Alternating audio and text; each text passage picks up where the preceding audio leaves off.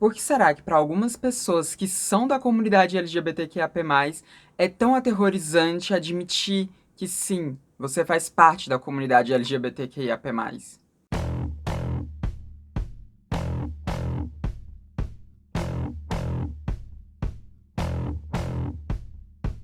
Oi, gente, tudo bom? Então, hoje a gente vai aqui falar do Reinaldo Gianecchini. Olha só, primeira vez que eu falo dele aqui no canal. Mas acontece, né, que ele falou uns negócios que não foram muito legais quanto quanto à nossa população, né, a nossa comunidade. Para quem não sabe, em 2020, o Reinaldo Gianecchini veio a público dizer que ele era pansexual. Foi uma saída de armário um pouco confusa, né? Ele se disse pan, mas ele disse que a sexualidade dele era fluida, né? Foi um negócio assim meio confuso, mas ele saiu do armário, né? Já existiam muitas especulações, tinha gente que dizia que já tinha visto ele pegando uns boy por aí, né? Então a vida dele foi o tempo inteiro cheia de muitas especulações quanto a qual seria a sexualidade dele. Em 2020, ele veio a público e disse que ele era do Vale, mas disse que a sexualidade dele era fluida e se classificou enquanto pansexual.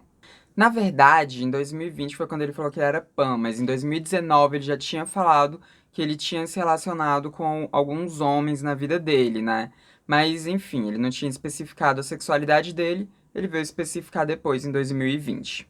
E aí, pula para 3 anos depois, e Reinaldo Gianecchini está fazendo uma peça que é focada no público LGBTQIAP+, que é focada na vivência de pessoas LGBTQIAP+. E, né, para fazer essa divulgação da peça, ele foi falar com o Pedro Bial naquele programa Conversa com Pedro Bial, né? Conversa com Bial, na verdade.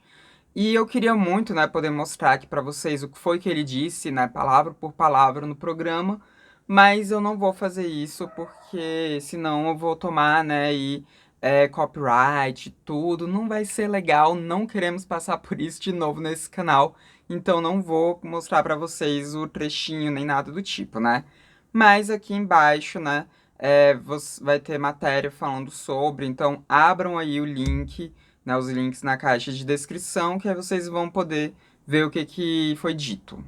Mas, né, resumindo, o que ele disse foi que ele, né, nunca tinha entrado dentro, né, da comunidade dessas pessoas, né? Ele se referiu a nós como essas pessoas, sendo que ele também tá no meio dessas pessoas, né? Ele é do Vale, ele tá na sigla, mas ele se referiu a gente sempre na terceira pessoa, né, como essas pessoas. E ele disse que já tinha ido para algumas festas, né, algumas boates gays e tal, e que ele, né, achava meio estranho ali, que parecia que todo mundo, só que só tinha um tipo de pessoa na festa e que todo mundo, né, estava com uma placa escrito sou gay, né? Essa era a impressão que ele tinha tido e que aquele não era o ambiente dele, né? Que ele sentiu que aquele não era o ambiente dele. Então foram poucas as vezes que ele disse que foi numa balada e nossa, né? E aí, ao longo dessa conversa, ele vai falando, né, sempre sobre o quanto que essas pessoas tiveram que lutar para conseguir alguma coisa, o quanto que essas pessoas tiveram que travar muitas coisas na sua vida, o quanto que a história dessas pessoas é muito interessante e do quanto que precisava ser contada essa história dessas pessoas, né? E que por isso que ele estava fazendo essa peça, né? Porque era muito importante contar a nossa história, quer dizer, a história dessas pessoas. Inclusive, né, quando ele estava falando que não se sentia pertencente, né, ao nosso meio, ele disse que ele se via como um simpatizante, né, e tal, e enfim, né. A gente nem usa mais esse termo simpatizante, Reinaldo, se atualiza. Mas ele se via ali como um simpatizante da causa, né? Tanto que ele falou sempre na terceira pessoa. E aí, obviamente, que essa fala dele no programa deixou muitas pessoas do meio com raiva, né? Inclusive, eu mesma fiquei muito irritada quando eu vi aquilo, porque por mais que talvez não tenha sido a intenção dele, no fim das contas, toda a fala dele era voltada para colocar a gente como esse grupo exótico do qual ele não faz parte, esse grupo muito diferente dele, esse grupo que, né, olha só, vamos contar a história dessas pessoas, sendo que ele faz parte dessas pessoas. E obviamente que isso remete muito aqueles homens gays ou bissexuais, ou aquelas mulheres lésbicas, ou aquelas pessoas trans que sempre gostam de falar que não são do meio. Quem já abriu um aplicativo de pegação de pessoas LGBTQIA+, com certeza já viu isso, né? Não sou e nem curto quem é do meio. Ou não sou e nem curto afeminados, né? E por aí vai.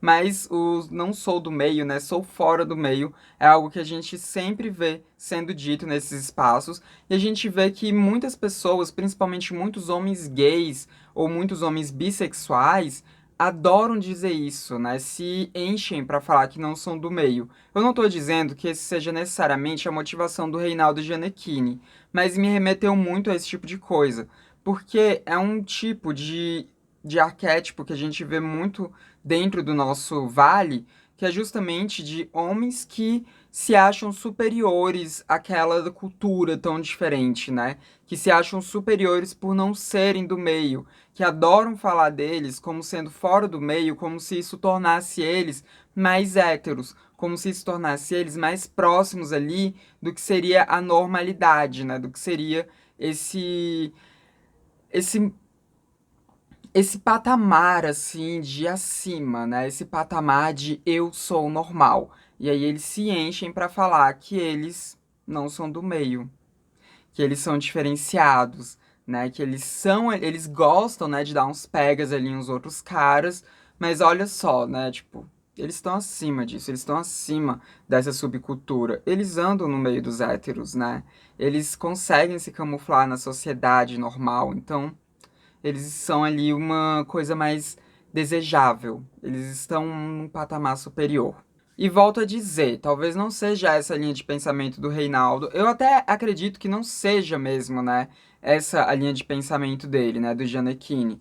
Eu realmente acho que não é o caso, mas não tem como a gente não fazer essa associação, porque é um discurso muito semelhante. Mas a história do Reinaldo é diferente, né? Porque ele, desde muito cedo, foi uma pessoa pública, né? Ele ainda é uma pessoa pública e desde muito cedo ele se tornou essa pessoa pública, né?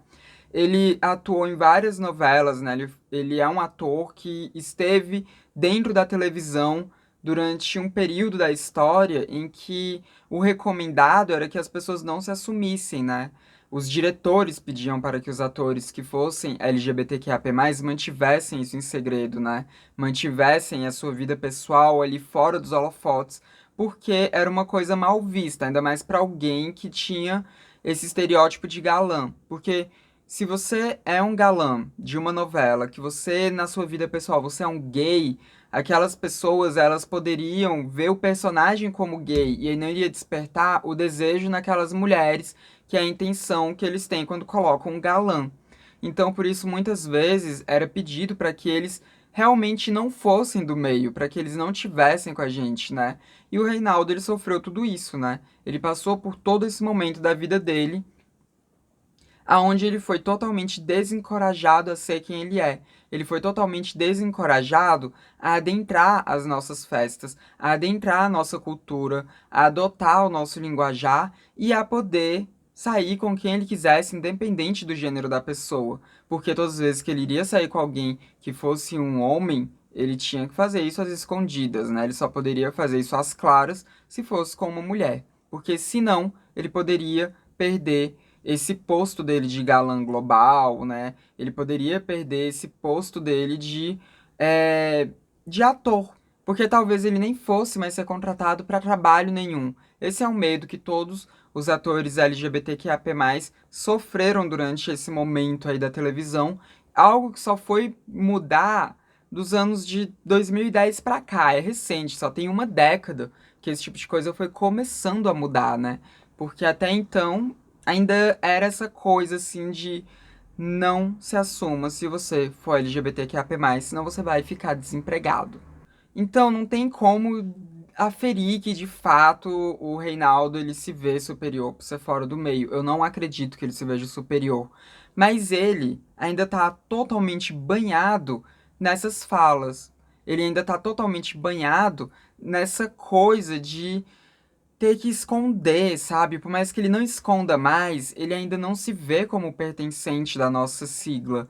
Ele não se vê ali nas nossas letrinhas. Por mais que ele já tenha dito que ele é pansexual, ele não se vê ali. Tanto que ele continua dizendo que a sexualidade dele é fluida, em vez de simplesmente se declarar de fato enquanto pansexual ou bissexual, né? Porque, gente, sexualidade fluida, o que que é alguém que ora tá sentindo atração por um homem, ora tá sentindo atração por uma mulher?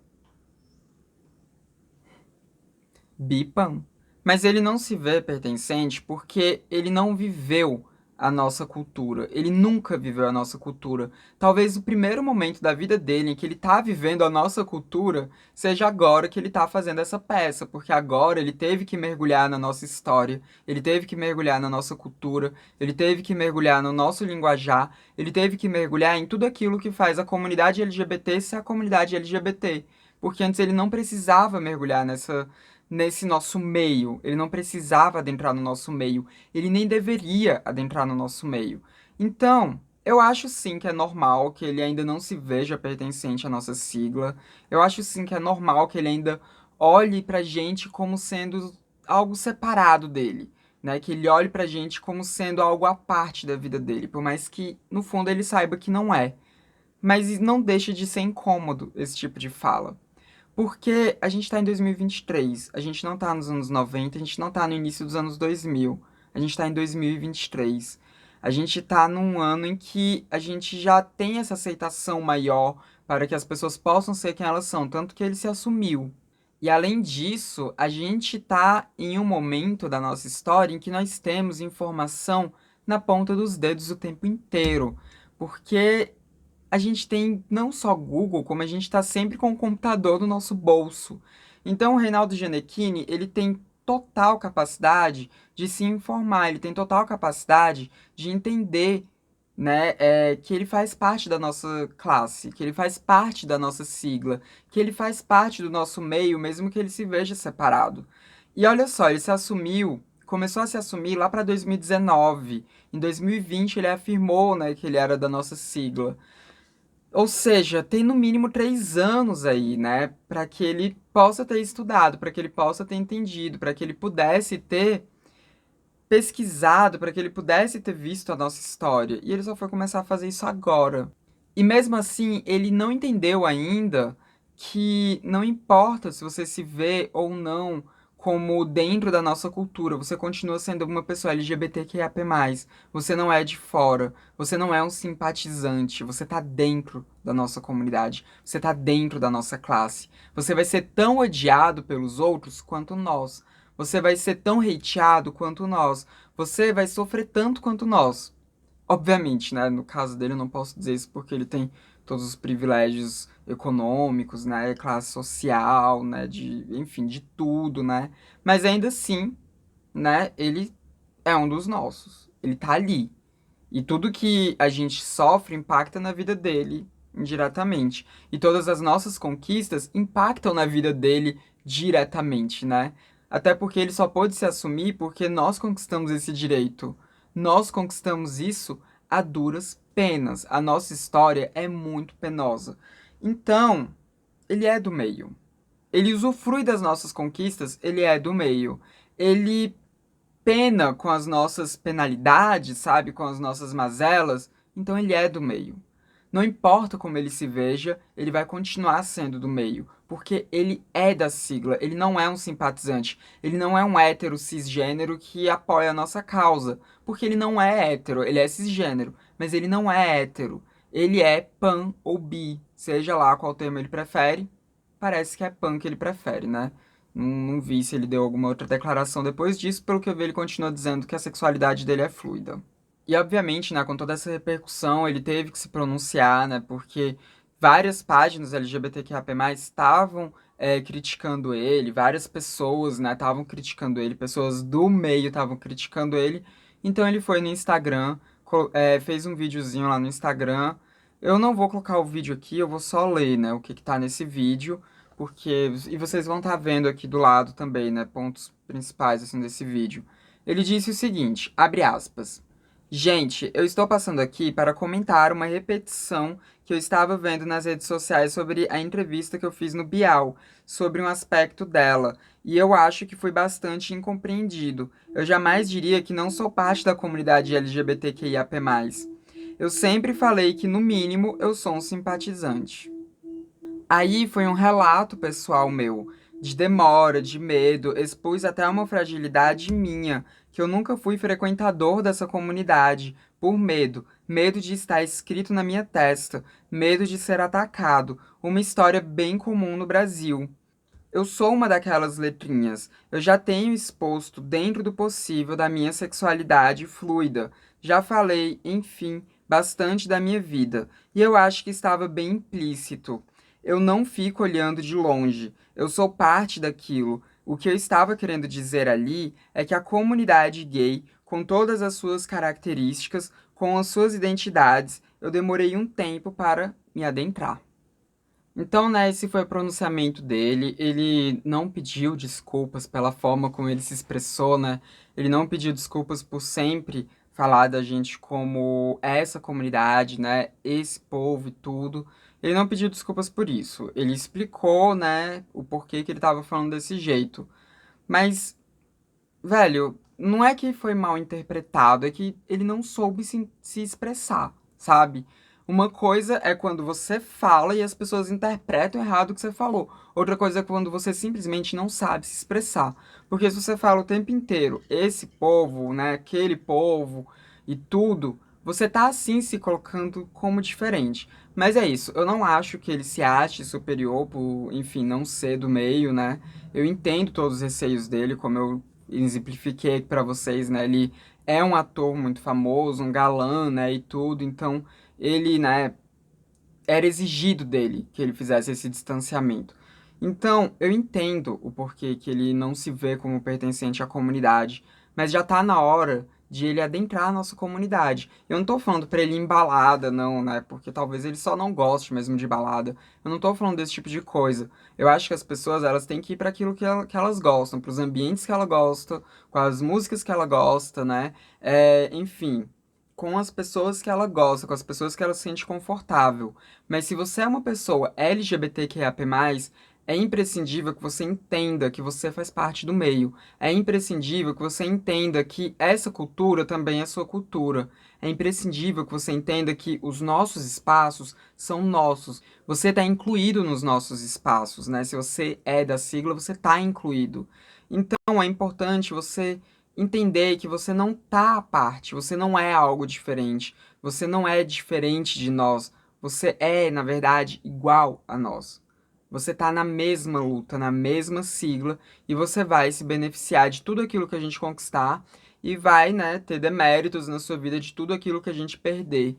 Então, você precisa entender isso e você precisa entender que você não pode ficar reproduzindo um discurso como se você não pertencesse à nossa classe. Porque todas as vezes que você se coloca como alguém diferente, como alguém que não tá dentro do nosso meio, toda vez que você ressalta isso, você tá simplesmente se distanciando de nós, você tá se distanciando de quem você é, você tá se distanciando do seu íntimo, você tá se distanciando das nossas lutas.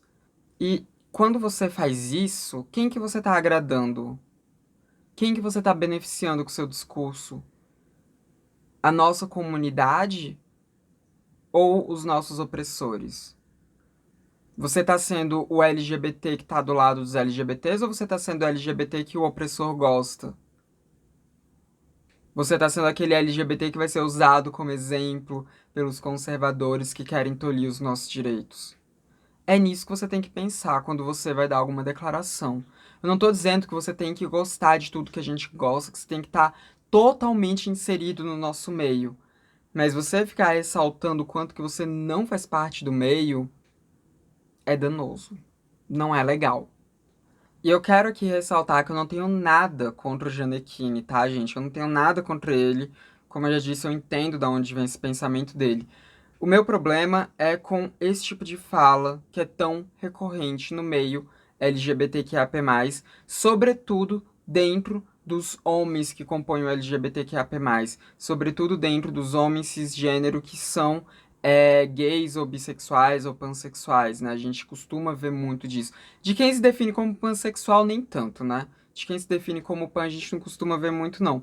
Mas de homens que se definem enquanto gays ou bissexuais, a gente costuma ver isso acontecendo. Basta você abrir um aplicativo aí de pegação de homens com homens que você vai ver muito disso acontecendo. Você vai ver muitos perfis que vão estar ali exaltando essa parte, né? Que não é do meio, que procura gente que não é do meio, né? Os discretos atrás de discretos e tudo mais, né? E geralmente é gente que realmente quer se distanciar de nós, né? Não é gente que simplesmente não se vê pertencente à nossa comunidade, não é gente que simplesmente não gosta das divas pop, é gente que quer se ver mesmo como algo à parte, como algo diferente, como algo que não tá junto de nós. E isso é uma merda. É uma merda e ainda é muito comum. E por que será que isso acontece, né?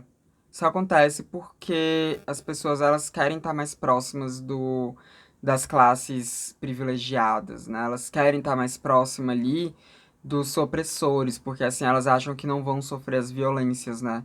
Porque elas acham que se elas estiverem mais próximas desse povo, se elas estiverem mais próximas ali de quem bate, elas não vão apanhar também. Elas caem nessa ilusão de que se você tá do lado de quem aponta a arma, de que se você tá mais próximo desse povo, você não vai apanhar, mas você vai. Porque depois que dizimarem a gente, vão dizimar vocês também.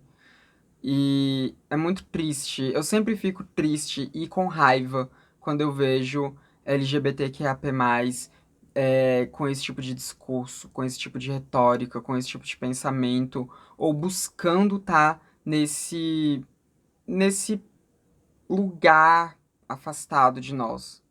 Eu sempre fico muito chateada quando eu vejo esse tipo de coisa, porque a luta é sua também. A luta é de vocês também.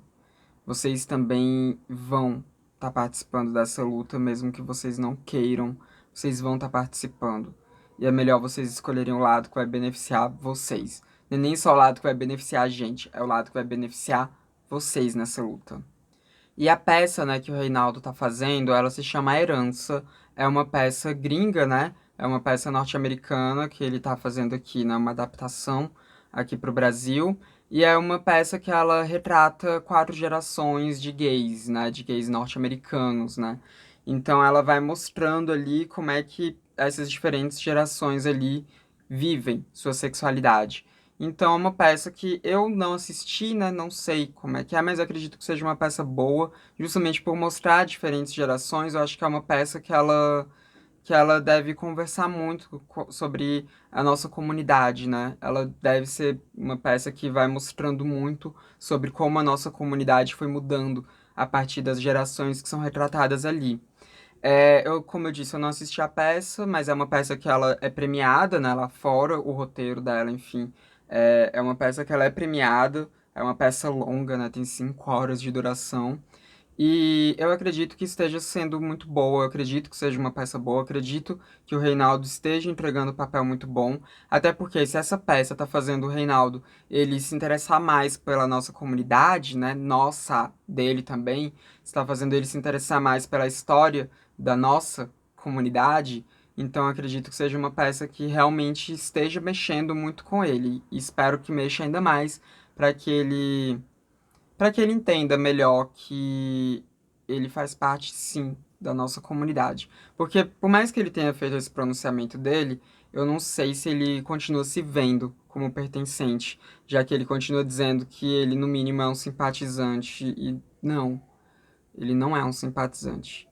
Ele tá ali ou no B ou no P. Ele tá nesse destaque da sigla, né? E não num S de simpatizante que não existe mais. Não tem mais S de simpatizante em LGBTQIAP+, tá? Não tem.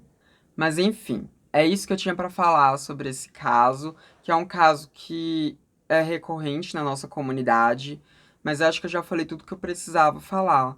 Talvez tenha mais coisas que eu não tenha dito. Então, complementem aí embaixo o que vocês acham disso, o que vocês pensam, né, a respeito desse tipo de posicionamento que é tão comum no nosso meio. E, enfim, comentem aqui o que vocês acharam. Não esqueçam de deixar o like, porque assim vocês ajudam a transmissão a chegar em mais lugares, ajudam a transmissão a chegar em mais pessoas. E também não se esqueçam de se inscrever nos canais caso vocês não sejam inscritos ainda. Esse foi mais um vídeo do Transmissão, canal sem tema. A gente se vê na próxima. Até mais. Meu Deus, como eu tô agoniada de calor. Nossa, o frio de São Paulo não chegou aqui em Brasília. Tá quente ainda. Tô derretendo.